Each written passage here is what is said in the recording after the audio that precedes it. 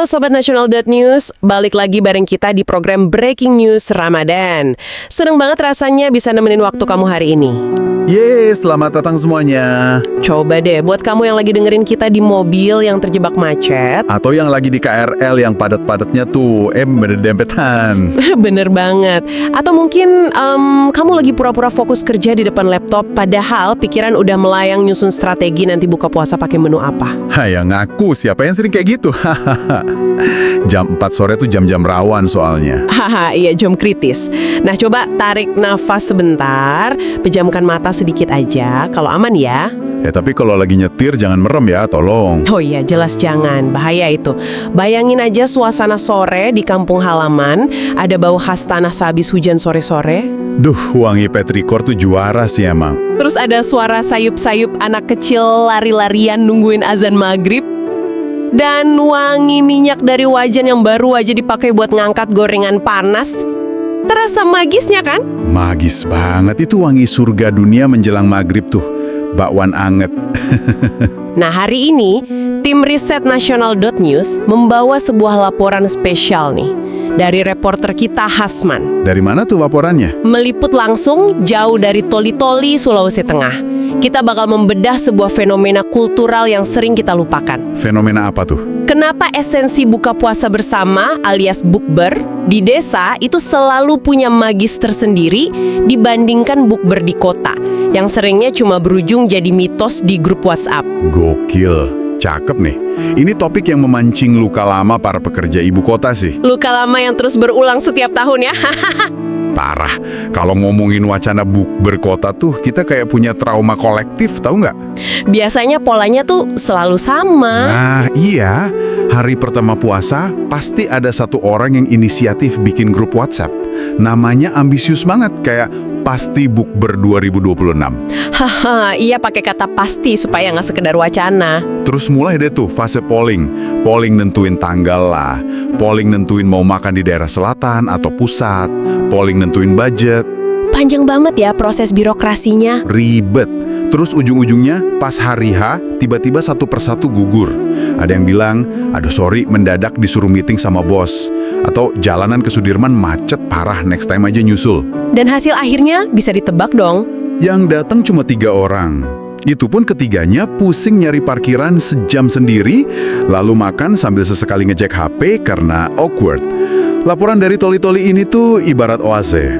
Mengingatkan kita kembali ya. Benar, mengingatkan kita ke bentuk paling purba dan paling murni dari yang namanya berkumpul. Pola wacana grup itu seolah udah jadi tradisi tersendiri ya di kota. Tapi mari kita lihat realita yang ditangkap oleh rekan jurnalis kita Hasman. Laporannya berpusat di sebuah lokasi bernama Desa Tinigi. Oke, Desa Tinigi. Iya, di Kabupaten Toli-Toli, Provinsi Sulawesi Tengah. Pusat kegiatannya ini bukan di restoran all you can eat atau kafe yang punya spot Instagramable. Terus di mana dong? Di balai desa, melainkan di kediaman seorang tokoh masyarakat, namanya Haji Samsudin. Wah, di rumah warga langsung ya, gitu? Iya, semua kalangan. Ada jajaran tokoh desa lainnya, keluarga besar beliau, sampai tetangga dari berbagai lapisan ekonomi.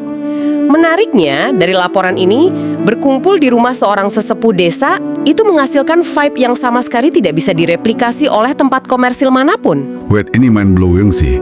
Kalau kita kontraskan dengan kebiasaan modern kita, Gimana tuh kontrasnya? coba bayangkan proses bukber komersil. Kita butuh panitia kecil, butuh RSVP yang ketat, bahkan seringkali harus transfer DP alias down payment buat booking meja karena takut kehabisan tempat. Bener banget. Harus bayar di muka supaya aman posisinya. Nah, sementara di Desa Tinigi, rumah Haji Samsudin ini otomatis bertransformasi menjadi base camp komunal. Ini relate banget dengan akar budaya Nusantara kita. Sangat relate. Konsep rumah terbuka gitu kan? Iya, di setiap kampung atau desa umumnya ada satu entitas. Entah itu rumah Pak RT, rumah tetua, atau pemuka agama yang pintunya secara harfiah terbuka lebar. Siapapun bisa masuk ya? Siapapun, entah kerabat jauh, tetangga bedagang, atau musafir yang kebetulan lewat pas matahari mulai turun. Begitu melangkah ke pekarangan rumah, itu statusmu berubah jadi bagian dari keluarga. Nggak ada tuh ceritanya celingak-celingok, canggung, nyari meja kosong ya. Atau nunggu di greet sama pelayan di depan pintu. Nggak ada. Langsung membaur aja. Justru itu poin yang bikin fenomena ini mahal banget. Pemandangan di kediaman Haji Samsudin ini mematahkan asumsi kita soal kelas sosial. Menarik, mematahkan kelas sosial gimana tuh laporannya? Jadi di ruang tamu dan teras yang beralaskan karpet atau tikar seadanya itu, kasta sosial melebur jadi satu. Bapak kepala desa yang biasanya pakai seragam bisa duduk bersila dempet-dempetan sama warga yang mungkin sehari-harinya bekerja menggarap ladang. Wah, gokil. Berarti nggak ada jarak sama sekali ya? Sama sekali nggak ada. Di sela-sela mereka nyelip anak-anak kecil yang rambutnya masih basah keringat habis main petasan bambu. Semuanya duduk sejajar, menanti beduk. Pasti nggak ada kekhawatiran soal dress code juga kan? Boro-boro mikirin dress code. Nggak ada yang permisi ke toilet buat touch up bedak demi konten outfit of the day. Tujuan mereka sangat tunggal dan lugas, yaitu berbuka puasa. Hahaha, bener juga. Dinamika di balik layarnya juga pasti nggak kalah epik tuh. Di tempat seperti ini, kaos yang terjadi itu sifatnya terorganisir dan natural. Kaos yang natural, istilah yang bagus. Kayak gimana tuh bayangan kamu? Besar. Atau memindahkan kolak pisang ke mangkuk-mangkuk kecil. Pemandangan khas dapur bukber emak-emak ya? Pasti sibuk banget. Terus di area depan, bapak-bapaknya menjaga obrolan.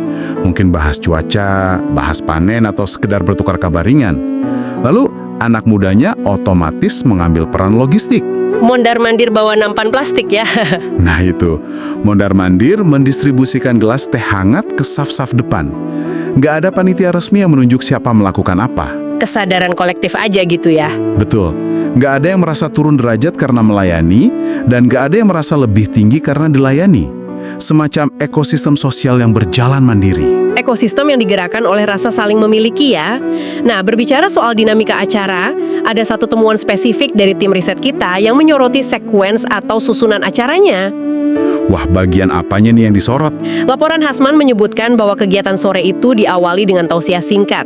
Kemudian dilanjutkan dengan doa bersama dan puncaknya adalah membatalkan puasa. Kalau sekilas dibaca, susunan ini kan terdengar sangat baku ya. Kayak standar acara keagamaan pada umumnya gitu kan? Memang standar, tapi kalau kita bedah pacing atau ritme psikologis di baliknya, wah ini punya tingkat ketegangan yang mengalahkan film thriller box office. Masa sih ngalahin film thriller? Serius, apalagi kalau jam dinding udah menunjukkan pukul 5 lewat 45 menit. Ampun, mari kita bedah secara serius momen tausiah ini. Ini adalah mahakarya komedi situasional yang dialami seluruh rakyat Indonesia. Tube, jelaskan secara sensorik apa yang terjadi di ruangan itu. Bayangkan secara sensorik ya, perut jamaah ini sudah tidak diisi sejak imsak. Asam lambung sedang mengadakan konser heavy metal di dalam sana. Konser rock di lambung, hahaha. Parah, di saat yang bersamaan dari arah dapir aroma es sirup koko pandan yang manisnya menyengat itu mulai mengudara dan masuk ke rongga hidung. Belum lagi uap tipis dari piring gorengan ya. Nah itu dia, bakwan sayur, tahu isi, berbalut tepung renyah, atau tempe mendoan hangat yang diletakkan panitia persis di depan lutut para jamaah. Dan dalam kondisi sensorik yang dibombardir sedemikian rupa, warga dipaksa duduk diam, melipat kaki, dan tampil khusyuk mendengarkan petuah agama dari tokoh masyarakat. Itu ujian keimanan level tertinggi yang nggak ada silabusnya di sekolah. Bener, secara fisik mereka ada di sana mengangguk-ngangguk saat ustadznya memberikan nasihat, tapi fokus visual mereka sudah terbelah. Mata menatap ke depan, tapi radar peripheral vision alias ekor mata aktif memetakan meja makan. Mulai ada kalkulasi matematis tuh di otak jamaah. Gimana tuh kalkulasinya? Kayak mikir, oke, piring tempe mendoan berjarak sekitar 70 cm di arah jam 2. Kalau beduk bunyi, tangan kanan harus bergerak lebih cepat dari refleks bapak-bapak berpeci putih di sebelah kiri. Haha, kalkulasi taktis yang luar biasa.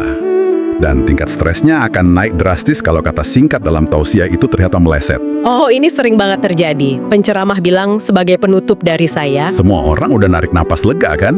Posisi tangan udah standby di atas paha. Ternyata beliau menyambung lagi. Ada satu kisah lagi yang sangat menarik. Hahaha, sumpah itu kalau kita bisa dengar suara hati jamaah, pasti isinya helaan napas panjang banget. Kecewa berut ya. Kecewa level dewa. Posisi duduk bersila mulai diubah-ubah karena kesemutan menjalar dari betis sampai telapak kaki. Lilikan mata ke arah jam dinding mulai intens. Waktu baca laporan ini, aku tuh langsung kepikiran sebuah pola loh. Pola gimana maksudnya? Jadi buat gampangnya, rentetan acara bukber di desa ini ibarat orang lari maraton. Oke, analogi maraton. Terus, Tausiah yang panjang itu adalah kilometer-kilometer terakhir, di mana pelari udah kehabisan napas, tapi garis finishnya mulai kelihatan samar-samar. Mereka harus menahan nafsu yang meronta-ronta ingin segera menyambar makanan. bertarung dengan batin ya. Betul? Tausiah berfungsi sebagai jangkar spiritual menjaga jamaah tetap membumi. Lalu ketika Ustadz akhirnya meletakkan mikrofon dan berseru, mari kita tutup dengan doa. Transisi energinya di detik itu luar biasa kacau. Tapi dalam konotasi positif ya. Gimana tuh kacaunya? Momen doa bersama ini ibarat pelari maraton yang kakinya baru saja menyentuh pita garis finish. Postur tubuh jamaah yang tadinya agak membungkuk menahan lapar, tiba-tiba tegak sempurna. Kantuk hilang seketika. Tangan diangkat tinggi-tinggi dengan penuh harap. Antusiasmenya meledak ya? Banget. Dan ketika doa tersebut diakhiri dengan Walhamdulillahirrabbilalamin, suara amin yang menggema dari puluhan atau ratusan kerongkongan kering itu adalah suara paling solid yang bisa kamu dengar. Suara amin yang paling ikhlas. Iya, ada paduan antara keikhlasan beribadah dan kelegaan luar biasa karena penderitaan fisik mereka segera berakhir. Sebuah amin paripurna sebutannya. Dan setelah pita maraton itu terlewati, sampailah kita pada penyerahan medali emasnya. Yaitu sirine atau tabuhan beduk dari masjid terdekat. Nah, disinilah letak ironi yang indah dari masyarakat kita.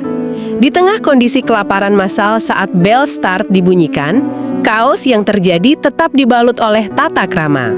Nggak ada tuh pemandangan orang saling sikut atau berebut secara brutal ya. Sama sekali nggak. Semua menggunakan jurus kesokanan tingkat tinggi. Tangan bergerak cepat mengambil kurma, tapi mulut tetap berbasa-basi. Monggo Pak, silakan dicicipi esnya. Ayo nak, ambil gorengannya mumpung hangat gitu ya. Haha, persis. Padahal di dalam hati, jantung berdebar kencang, merapalkan doa supaya bakwan inceran gak raib duluan. Basa-basi yang sangat beradab di tengah krisis kalori ya. Dan coba perhatikan perubahan akustik ruangannya. Perubahan suaranya ya. Laporan Hasman memang secara implisit menggambarkan transisi suasana ini. Dari yang awalnya hening, tegang, dan khusyuk saat tausiah, seketika pecah menjadi keriuhan komunal. Begitu tetesan air teh pertama membasahi tenggorokan.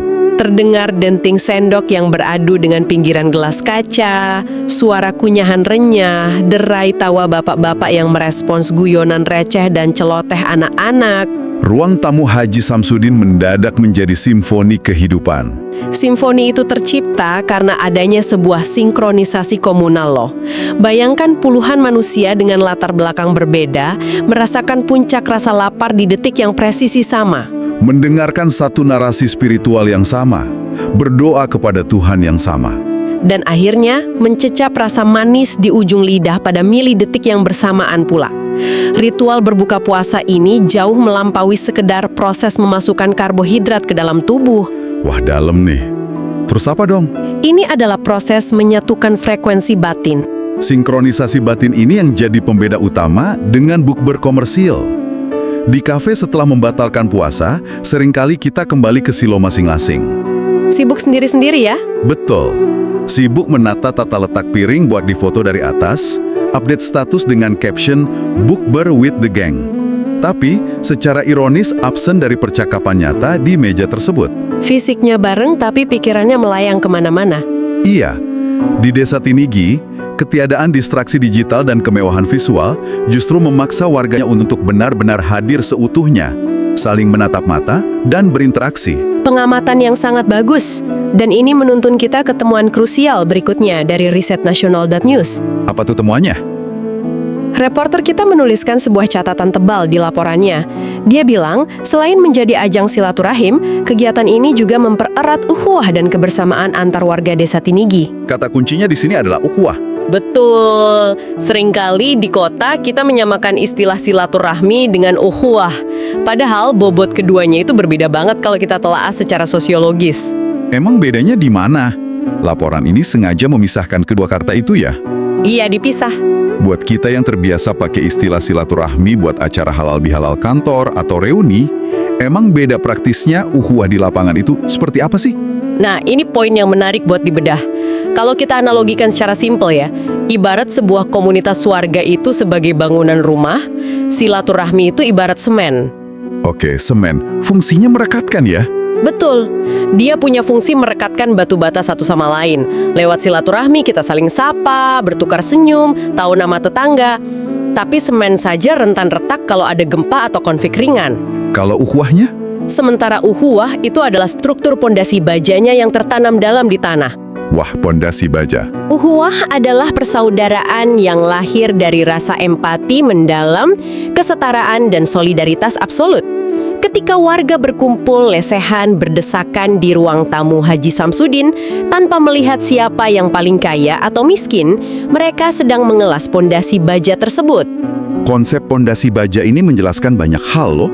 Kenapa duduk berdempetan beralaskan tikar bisa melahirkan ikatan yang jauh lebih masif ketimbang duduk berhadapan di meja bundar restoran fine dining.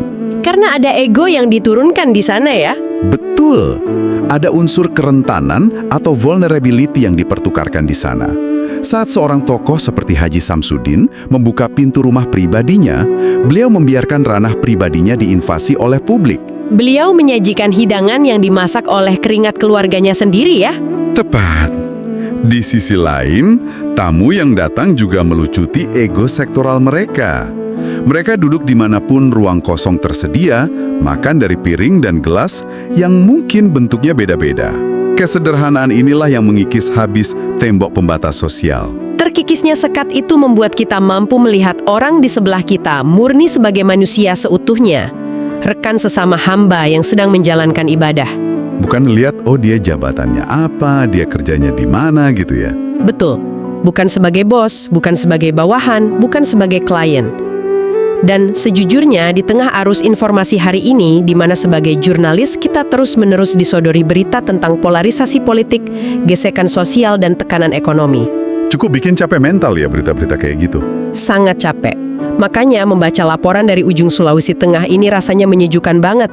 Warga desa Tinigi ini tanpa sadar sedang mempraktekkan sebuah sistem pertahanan sosial. Pertahanan sosial, diksi yang tajam. Setuju sih aku. Kenapa kamu setuju? Karena masyarakat urban hari ini sebetulnya sedang dijajah oleh individualisme struktural. Kita tuh terisolasi di dalam kotak-kotak apartemen atau kamar kos. Saat lapar, kita ngapain coba? Kita meminimalkan interaksi manusia dengan cara memesan makanan via aplikasi, lalu menyantapnya sendirian di depan layar laptop sambil binge-watching serial streaming. Membangun benteng sendiri-sendiri. Iya, kalaupun ingin bersosialisasi, kita terhalang tembok jadwal yang selalu clash. Sibuk sana, sibuk sini. Maka, apa yang disajikan oleh warga Tinigi itu adalah bentuk kemewahan modern yang sesungguhnya. Kemewahan yang nggak bisa dibeli ya.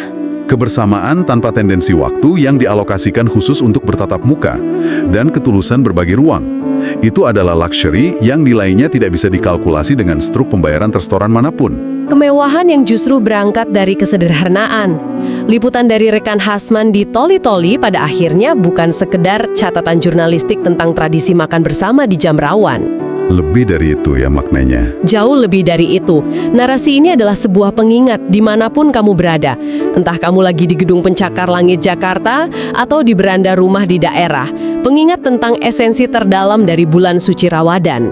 Bahwa kemeriahan ibadah sejati itu nggak butuh hal-hal mewah. Betul, kemeriahan ibadah sejati tidak membutuhkan lampu sorot temaram kafe elit atau deretan menu buffet sepanjang 10 meter. Ia hanya menuntut satu syarat, ruang hati yang bersedia terbuka menyambut sesama dengan setara. Terkadang kita emang harus meminjam mata dari pelosok Nusantara untuk melihat secara jernih apa yang pelan-pelan memudar dari halaman rumah kita sendiri. Jadi buat kamu pendengar setia Nasional.News, obrolan kita hari ini menyisakan satu pertanyaan nih buat direnungkan. Apa tuh pertanyaannya? Di tengah gempuran tren bukber circle atau circle yang penuh drama kecocokan jadwal dan hanya berakhir jadi wacana di grup WhatsApp, jangan-jangan bukber komunal yang riuh tanpa ekspektasi estetik dan berdesakan seperti di desa Tinigi, inilah bentuk healing sosial yang paling mendesak untuk kita aplikasikan saat ini. Wah, oke, itu dalam sih, bikin mikir. Jawabannya mungkin bukan kabur ke kafe mahal buat healing, tapi sekedar jalan kaki, bawa sepiring bawang panas ke teras tetangga pas adzan berkumandang. Itu healing yang beneran nyembuhin jiwa sosial kita ya, hahaha. Hahaha, bener banget. Baik guys, itu dia bedah materi kita hari ini. Harapannya bisa bikin kamu senyum-senyum sendiri ngebayangin hangatnya pulang kampung, atau mana jadi termotivasi buat nyapa tetangga sebelah. Buat kamu yang nggak mau ketinggalan laporan-laporan humanis yang insightful dan bikin hati full tank kayak begini, pastikan radar kamu terus stay tune di portal nasional.news. Masih banyak banget liputan mendalam dari berbagai sudut Nusantara yang fresh dari dapur redaksi kami. Dan tentu saja, mari dukung terus jurnalisme berkualitas dengan subscribe, like, dan ramaikan tayangan kita di channel Nash TV. Terima kasih banyak Sobat Nasional.news sudah meluangkan waktu berhargamu untuk menyelami obrolan ini. Selamat kembali melanjutkan perjalanan. Selamat menyusun strategi berburu takjil di pasar sore buat kamu yang sudah siap-siap. Dan semoga ibadah puasamu hari ini diberikan kelancaran sampai sirene berbuka nanti ya. Kami berdua pamit undur diri dari program Breaking News Ramadan. Sampai jumpa di episode bedah berita berikutnya. Tetap jaga kewarasan sosialmu dan mari sebarkan semangat ukhuwah dimanapun kita berada. Dadah Sobat Nasional.news. Sampai jumpa. Semoga ekor matamu cukup tajam buat ngamanin mendoan terakhir di meja. Amanin target kawan.